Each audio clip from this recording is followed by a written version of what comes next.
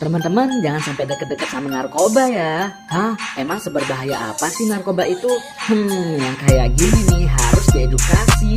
Yuk mari bersama hindari narkoba. Jangan coba-coba segala jenisnya, dari sabu-sabu hingga jenis ganja, sebelum terlambat dan jadi korbannya. Salah pergaulan salah satu sumbernya, hancurnya masa depan itu akibatnya. Yuk mari jauhi masa depan cerah, hidup tanpa narkoba, hidup penuh makna. Jadi penyalahgunaan narkoba memiliki dampak yang sangat serius dan luas loh, baik bagi individu maupun masyarakat. Secara fisik, narkoba dapat merusak organ vital seperti hati, jantung, paru-paru, dan otak, serta meningkatkan risiko penyakit menular seperti HIV/AIDS dan hepatitis. Selain itu, penggunaan narkoba juga dapat menyebabkan gangguan mental seperti depresi, kecemasan, serta kehilangan kendali atas pikiran dan perilaku kita sendiri loh. Ya ampun, ngeri banget ya. Maka dari itu, yuk teman-teman, mari kita jauhi segala jenis narkoba.